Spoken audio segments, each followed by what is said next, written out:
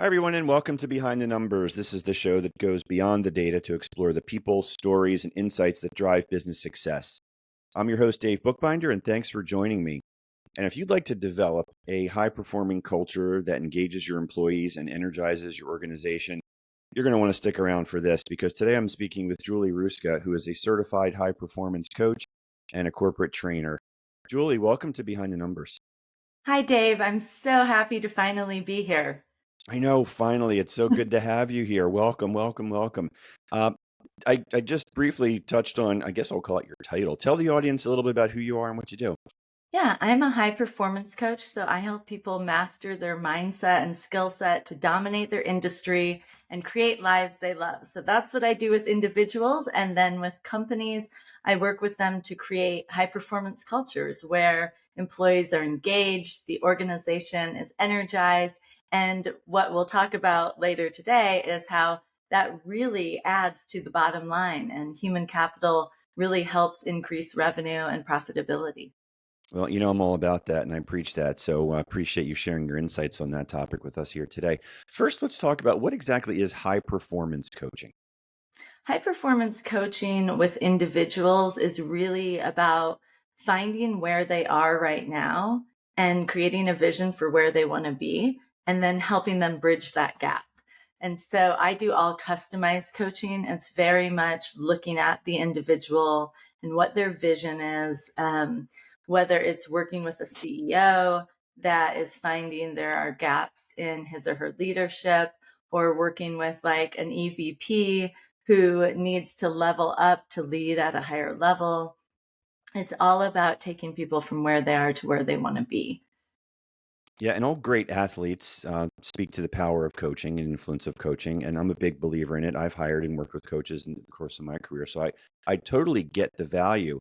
But I've spoken with so many people over time who are apprehensive about working with a coach, or the interesting thing is the ones who need it the most are the ones who are in the most denial. Absolutely. And you know what's fascinating about it is that people resist the unfamiliar, right? If they don't know what to expect, they tend to push back on it. And it is really that fear of change that holds people back.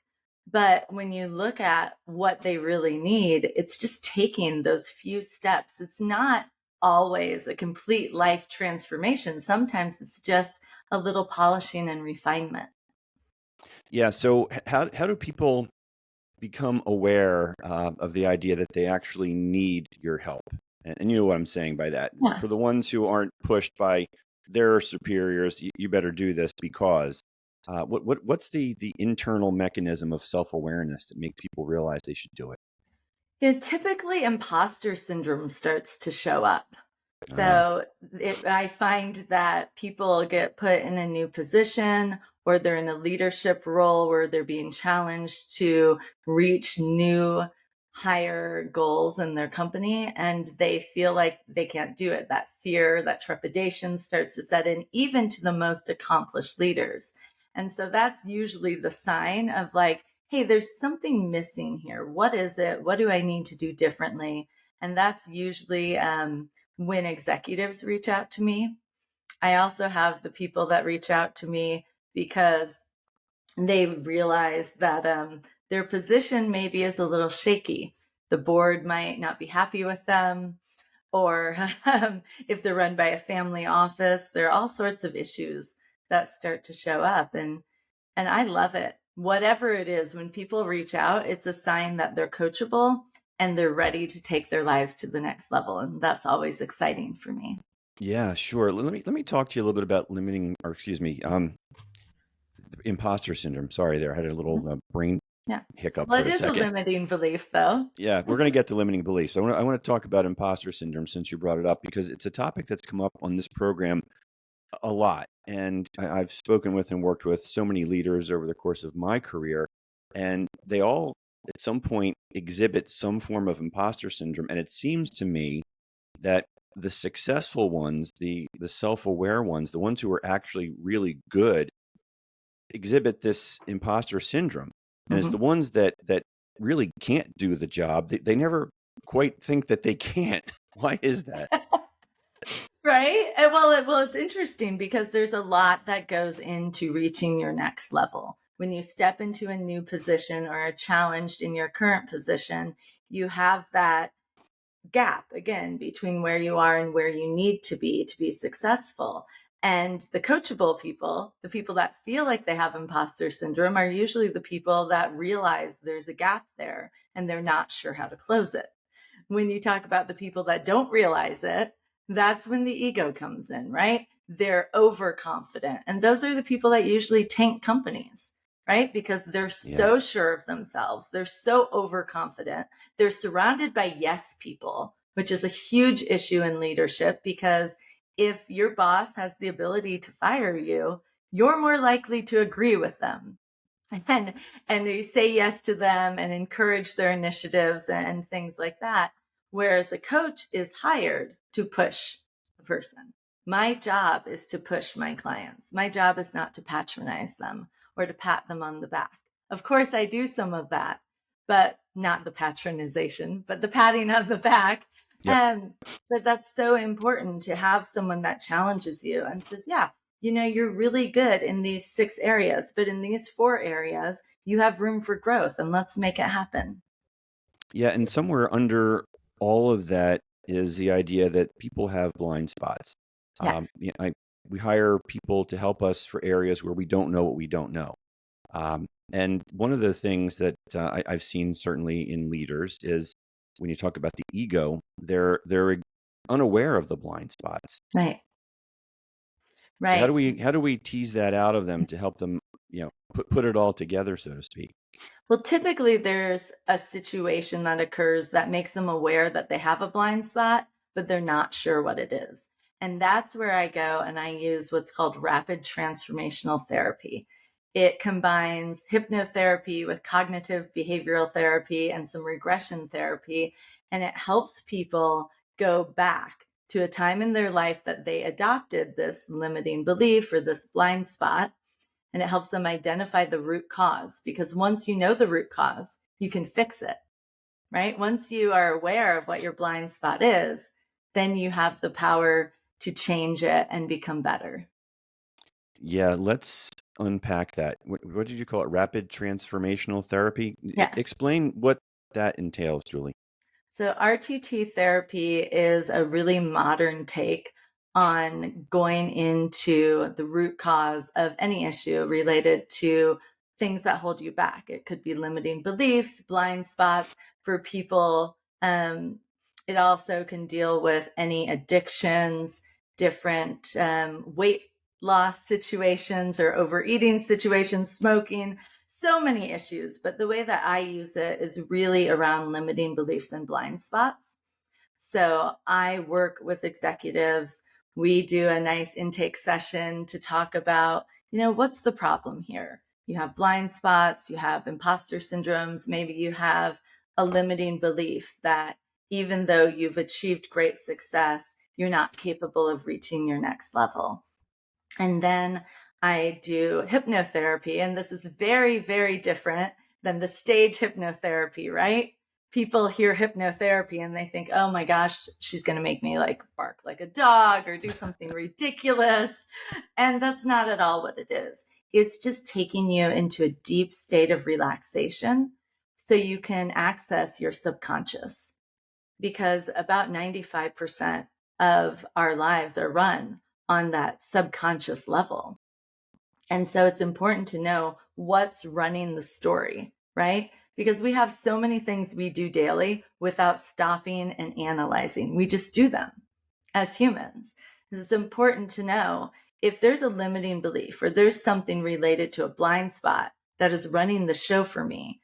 Once I identify it, I can excavate it, and then I can replace it with better, more affirming skills. And that's so powerful. And what's really neat about rapid transformational therapy is that the results are astounding and they're quick. A lot of people talk about therapy and they might go to a therapist for years to talk about the same issue. I have imposter syndrome. They relive their stories. That's not what this is all about. This is about 1 to 3 sessions get to it, identify it, excavate it, get rid of it. And then I like to do coaching after that on top of it to replace the limiting belief with more affirming beliefs and then skill set. Because as I started the program, I said it's mindset and skill set. It's never one or the other. And a lot of coaching focuses on skill set, and a lot of other types of coaching focus on mindset. But if you really want to succeed at your optimal levels as a leader, you have to have both. Man, so much good stuff there, because what you just talked about, it's all rooted in neuroscience. Yeah. And the when you talk about the subconscious mind, and we're on autopilot, like we all drive to work the same route every day. We have the same routines. We brush our teeth with the same hand at the same pace.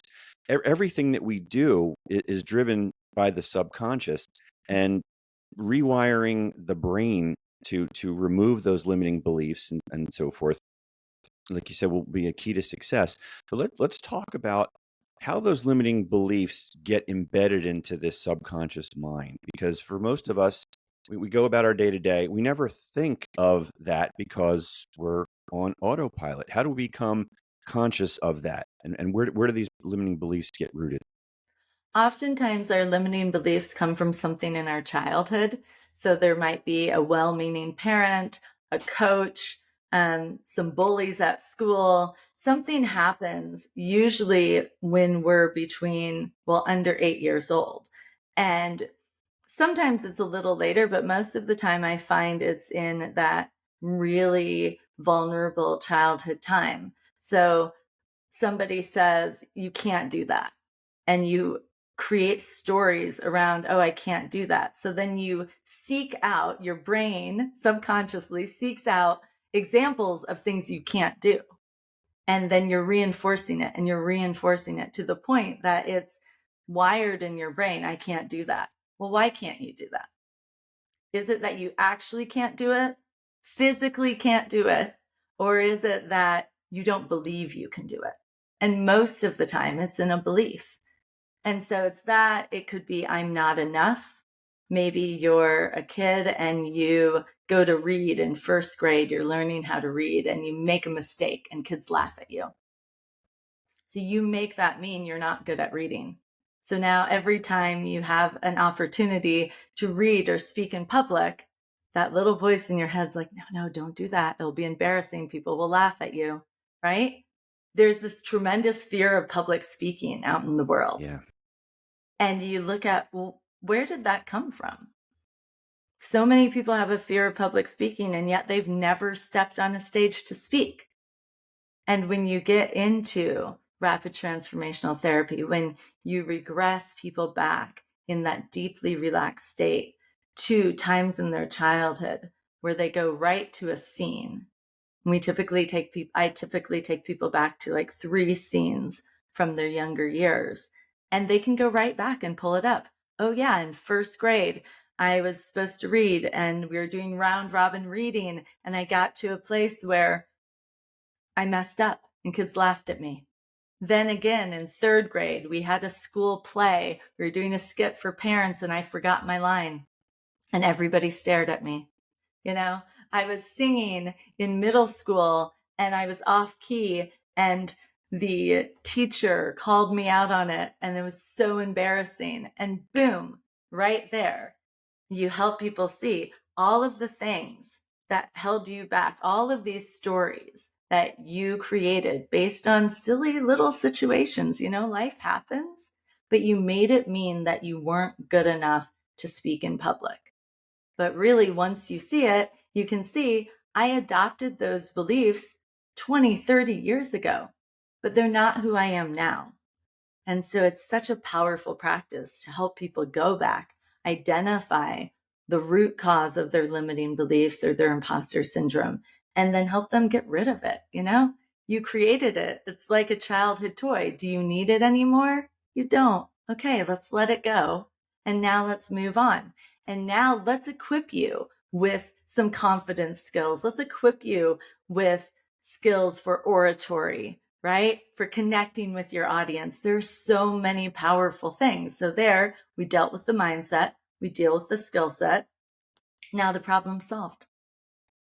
Yeah, a lot there. When you talk about the fear of public speaking, I had a guest on my show some time ago who cited a quote about public speaking, the fear of it, that most people are so afraid of public speaking. It's like one of the number one or two fears greater than death. So what that really translates into is that you'd rather be in the casket than giving the eulogy, which just is fascinating stuff. And when you talk about going back to those specific incidents, most people can't remember what they had for lunch yesterday, but yet you're able to go into a subconscious mind and identify those key elements way back from third grade or what have you.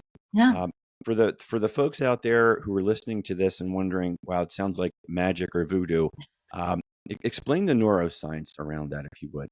Well, basically, we're just taking them into a very deeply relaxed state because sometimes we block memories that are unpleasant.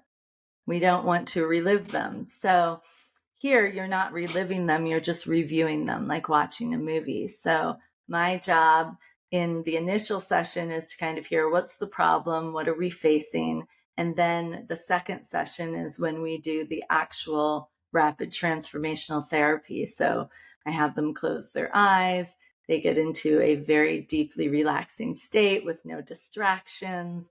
I count them down. We kind of take them down these stair steps, which helps their mind relax and get deeper into a state of hypnosis. And then when they're there, their nervous system is relaxed. So we can talk about the things that held them back. We can say, your mind remembers the time, the scene, the significant event, all that have to do with your fear of public speaking.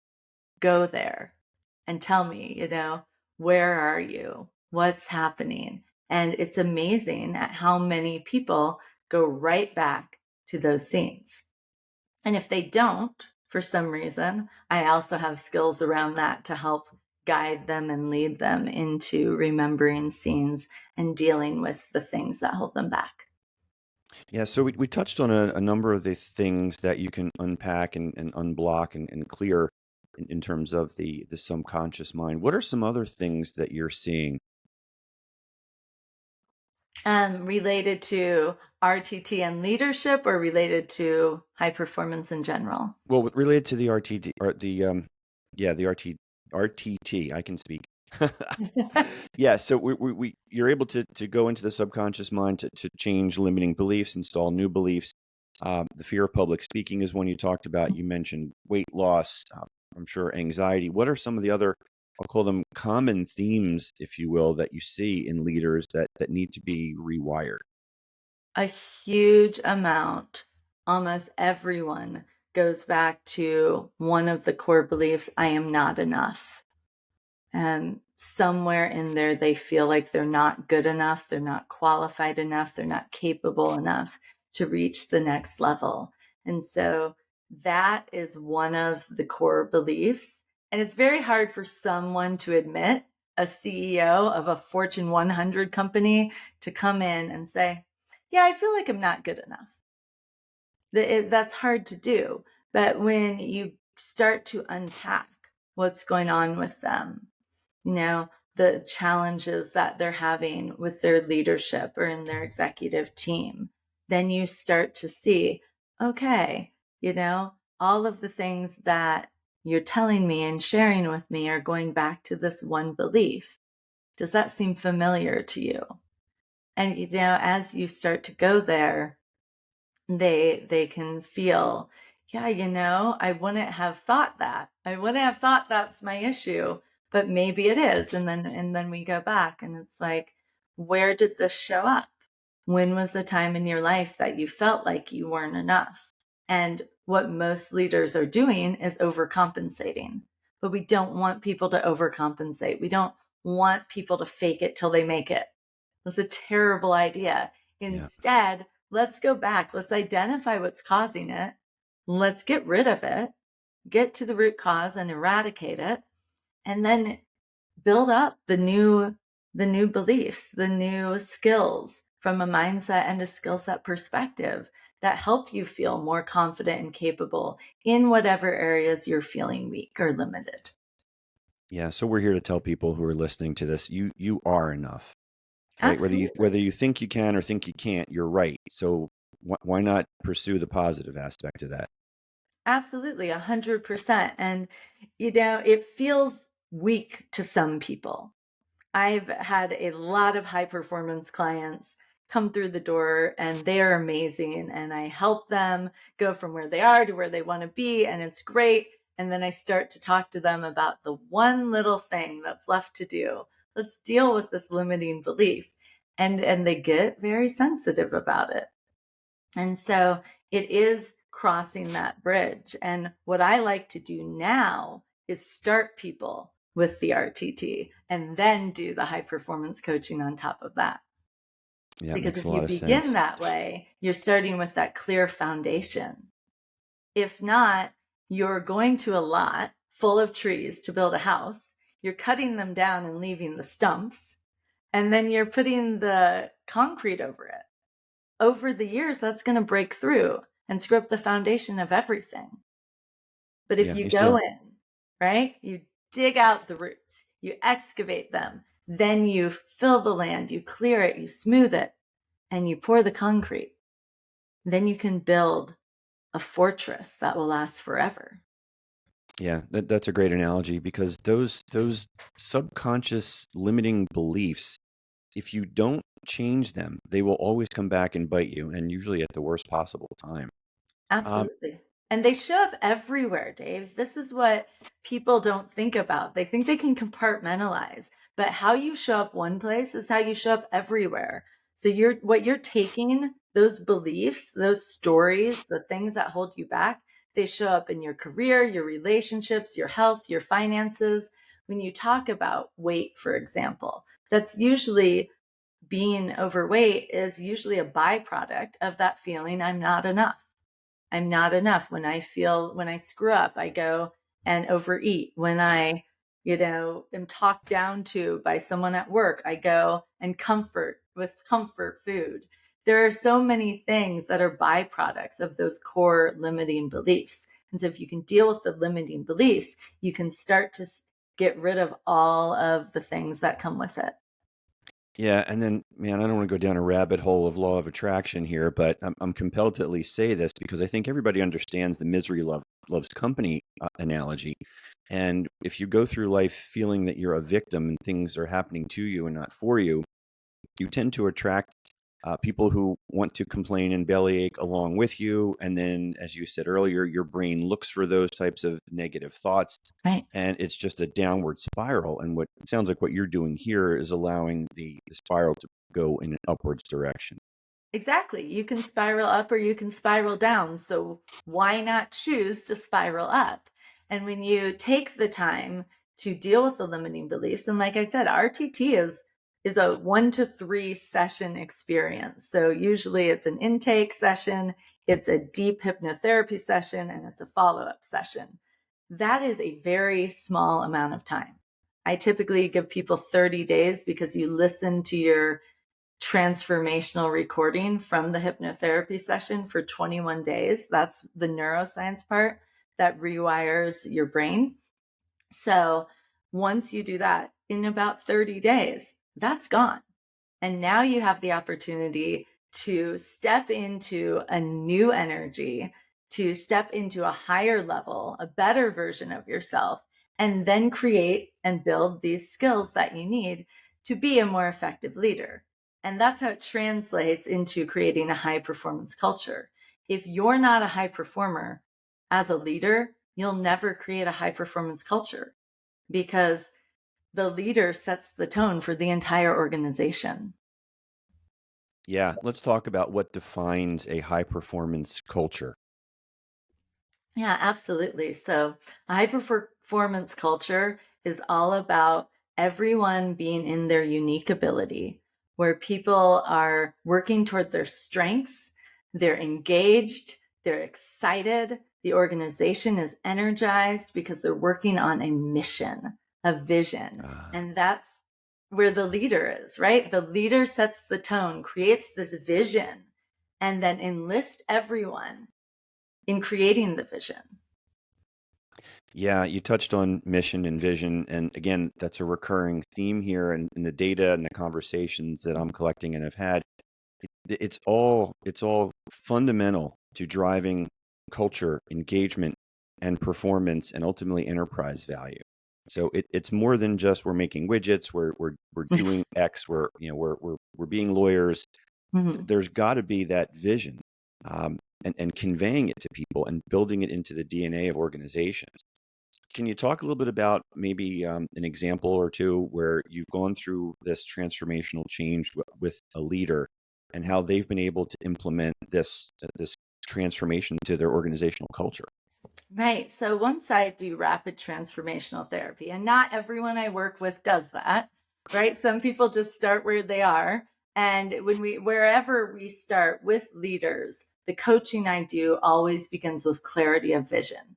You have to have a vision. You have to know specifically where you want to go so you can make sure you get there. And the research on this, you talk about behind the numbers. The research on this is astronomical. In fact, companies with a strong cultural alignment generate 400% more revenue growth and maintain 72% lower employee turnover. And that's from Forbes. That's not like some Yeah. silly thing that I made up, right? 400% more revenue growth by having a strong cultural alignment. And what a strong cultural alignment is that vision, and everyone's aligned with it. Everyone's working toward it.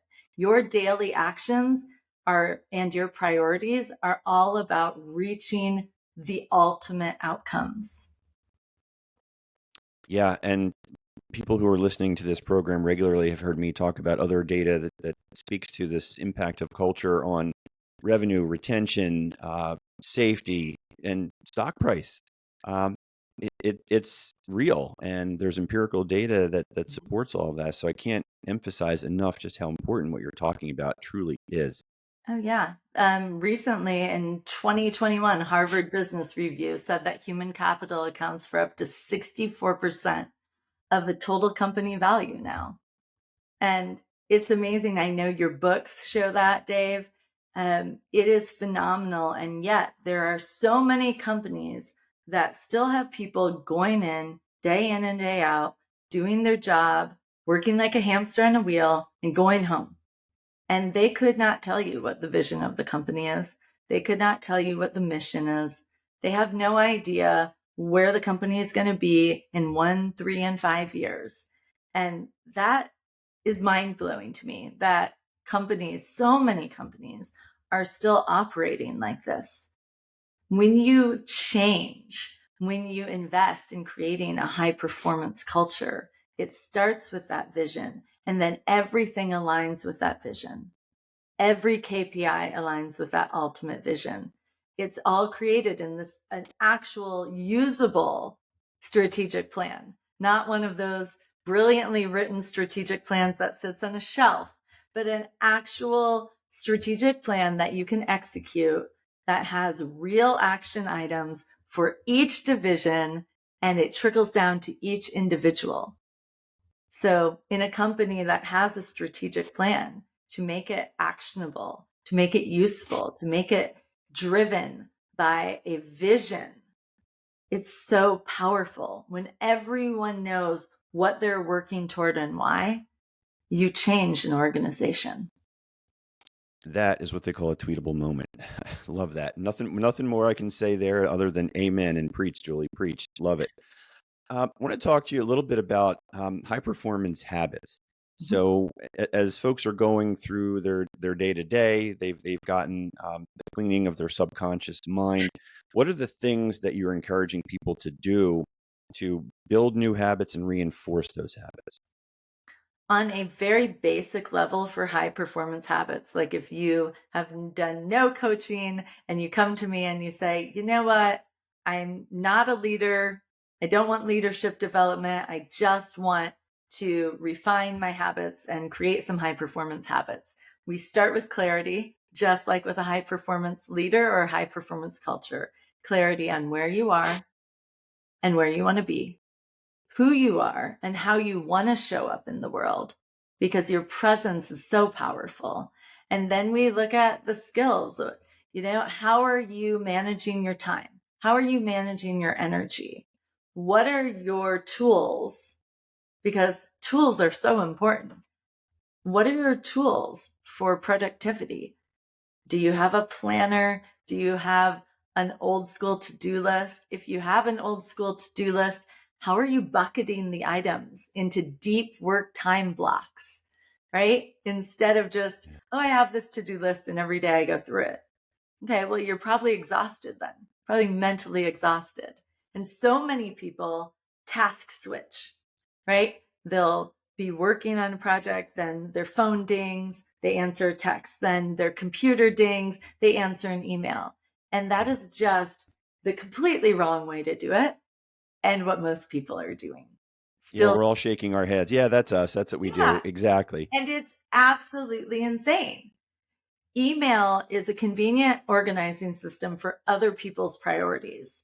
So if you're spending all of your day answering emails, responding to text, you're spending it in reactivity. And reactivity doesn't move the needle. So you have to look at your schedule and say, you know what?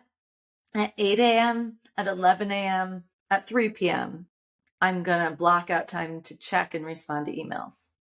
But at 9 a.m., I'm going to work on project number 1, and I'm going to turn off notifications, and I'm going to laser focus. If I'm in a cubicle, I'm going to maybe put up a sign. If I'm in an office with a door, I'm going to close my door. Because our world is so filled with distractions. You have to laser focus. If you want to be a high performer, if you want to be one of the world's most successful people, you have to lock in. And that just comes with intention and training.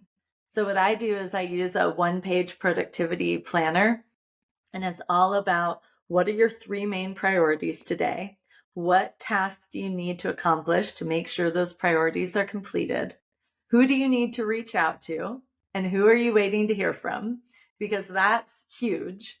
So often we forget that. We're like, oh yeah, I have to go through my whole email box, my whole inbox. I have to scroll through everything on my phone or my DMs on LinkedIn. It's like, no, you have a strategic list here of who you need to reach out to move the needle today. Only reach out to those people. And from the who you're waiting to hear from, if you don't hear from them toward the end of the day, reach out to them and make sure that you have something set up to talk to them the next day. It's very much about taking all of the things in your mind and putting them in one area and then organizing them. So when you have those 3 priorities of the day, they go strategically into 3 deep work time blocks. The time blocks where there are no distractions, right? Or at least minimal distractions. And so project 1 might be 9 to 10, might take a 5-10 minute break, close your eyes. This is something that we never talk about. Eye strain is the number 1 way that you lose energy. And yet, how often do we sit on screens all day? Or we're in meetings all day and we don't just take time to close our eyes for 2 minutes in between one block before we go to the next meeting or the next block of time. So you need to get up, you need to close your eyes, stretch, hydrate, then sit back down, get back to work. And it's amazing. These are all these little high performance tools that create high performance habits that change the game. The High Performance Institute did research on what are the tools of the world's most successful people. And just by using the 1-page productivity planner, they found that people can increase their productivity by 30%. And that's just by organizing yourself, right? Wow. Yeah, so much of that resonates. I mean, we all think we're good multitaskers, but the reality is that we are not giving our best effort on any of those things if we're multitasking. Absolutely. And eye strain, boy, does that resonate for me. You're absolutely right. And I'm going to heed your advice and take some more time to rest the eyes because, it's screen time from the minute you get up to the minute you're going to sleep. Yeah, absolutely. And that task switching, that's what multitasking really is. It's not multitasking. You're switching tasks rapidly and your brain doesn't catch up with that. So you're being mediocre at best when you're Yeah. doing that. Yeah, Julie, we're almost out of time here. We've gone over time, and I know you're super flexible, and I appreciate that because this is a great conversation. But if you don't mind, I would love to just maybe ask you for maybe one more tip that you can share with the folks out there. You're talking to more than 100 countries out here, and I know that folks are listening and intently to what you're saying here. So, what else can you offer them in terms of advice or tips, things to be doing more of or less of? I think the most important thing that every single person can do right now at the end of this podcast is sit down in a place with minimal distractions, put your phone on do not disturb, just take time to get clear on three things. Who do you want to be in the world? How do you want to relate to others? And what do you want to create in the world? When you're clear on those things, your next steps become more clear and you have a more fulfilling, productive, successful life. That sounds like a lot of deep work, but it's critical. And I thank you for sharing that. And I thank you for sharing your time. Tell people how they can find you, how they can connect with you if they want to learn more or work with you. Yeah, I am on LinkedIn. I love LinkedIn. I live on there. It's a great place where you can go and follow me, Julie Hruska. It's Hruska. I'm sure it will be on all your details. That's a great place where you can follow me for free content. I am focused very much on creating value for the people that follow me. So you can take what I share and actually apply it in your life and make improvements. And so anyone can do that, even people that don't work with me. And then my website is powerfulleaders.com. That's a great place to learn more about me. And then that's where either in a DM on LinkedIn or through my website, you can reach out if you're interested in working with me. Yeah, that's really good stuff. And yeah, definitely take Julie up on her advice about checking her out on LinkedIn. So much good content there, Julie. Um, I'm a follower and a fan, as you know. And I just for the folks who are listening, your posts range from some really deep, thoughtful insights, tips, and hacks to the occasional ass kicking that we all need. And it's really good stuff. So thank you. And thank you for sharing and spending time with us here today. Thank you so much for having me, Dave. And thank you everyone for listening, and go out there and really get clear on who you want to be and then show up as your best self and create a life you love. Well said. Thank you, Julie. And thank you out there for tuning into Behind the Numbers. If you enjoyed today's episode, please take a moment, leave us a review on Spotify or Apple Podcasts. Your feedback helps us to grow and bring you even better content. And also, don't forget to hit the subscribe button so that you never miss an episode. Until next time, I'm Dave Bookbinder, reminding you that numbers tell the story, but people bring it to life. Take care, everybody.